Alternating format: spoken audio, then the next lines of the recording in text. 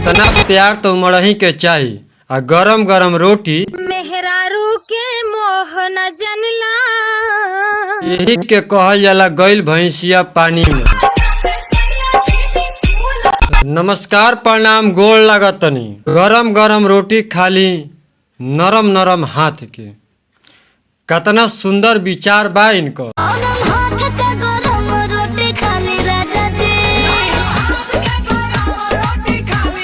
अतना सेवा होई तो परिवार में या आपस में या पति पत्नी का प्यार में कोनो तरह का झंझटे पैदा ना हो।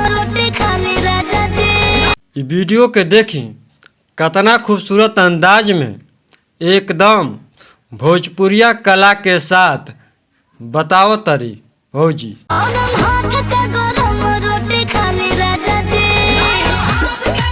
अतना प्यार तो मरही के चाही आ गरम गरम रोटी खियवही के चाही। लेकिन हई अगला वीडियो देखी कि ई कैसे ई करामात करत तली। मेहरारू के मोह न जनला कि मेहरारू के मोह न जनला भैया तू परदेसी की चूल्हा फूंकत होई। यही के कहल जाला गइल भैंसिया पानी में। अब वही गरम गरम रोटी के बात होत रहा, लेकिन ई वीडियो में देख के आपके तो पता चलिए गई मेहरारू के मरम ना बुझल आ बाहरा चूल्हा फूकत होइब। तो ये भौजी हम तोहके बता देवल चाहतनी कि बाहरा में यदि भाई लोग चूल्हा फूकता तो एकर मतलब ई नहीं खे कि तोहरा के जान मान नइखे करत और तोहरा से प्यार मोहब्बत ओकरा नहीं खे। अरे भाई ओकरा चिंता बा परिवार के पैसा चाही, लइकन के पढ़ावे खातिर पैसा चाही आ ओमा तोहरो हिस्सेदारी बा। जवन भाई कुछो ना कमात होई तो ओकरा घर में कतना इज्जत और कतना मान मर्यादा मिलता ये हमसे बेहतर के जानी। गरम गरम रोटी आ चूल्हा फूकला के बाद तो हई देखिए एगो नया स्टाइल आ गइल बा और आजकल बड़ा ट्रेंड में बा।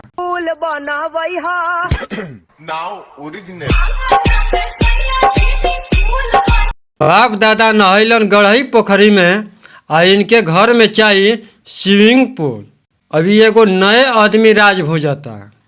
घर बनावे के तो जमीने नहीं खे, कैसहूँ घर बन जाता आ घर बन जाता तो इनके उमा चाहिए स्विमिंग पूल नहाए के। अरे कतना आदमी नारा पर चापा कल पर नहा के अपन जिंदगी बिता दिलन आ इनके देहात वाला में चाहिए स्विमिंग पूल। इनकर राज एगो अलगे बा। चली अगला वीडियो और खाटी देहाती वाला देखल जा। अरे भरत नइखे पेट तनी देखे दजी भाज के देख लेनी।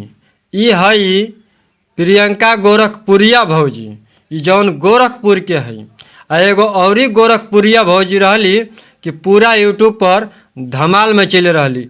आजकल लौकत नहीं की, ज़्यादातर सीरियल में काम करतली, लेकिन हई नईकी भौजी आइल वाली।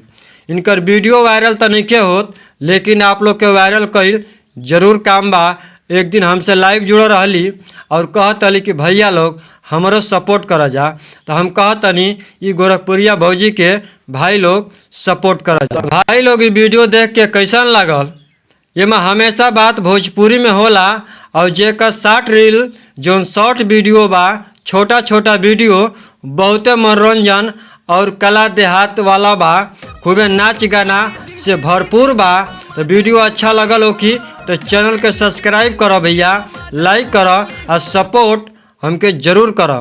यदि कोई चाहता कि हमारो चैनल के नाम लिही या रउआ पर हम वीडियो बनाई तो कमेंट बॉक्स में जरूर लिख के बताई। रउआ चैनल के देखो और हम जरूर वीडियो बनाई। तो फिलहाल दी इजाज़त। नमस्कार प्रणाम गोड़ लागतनी।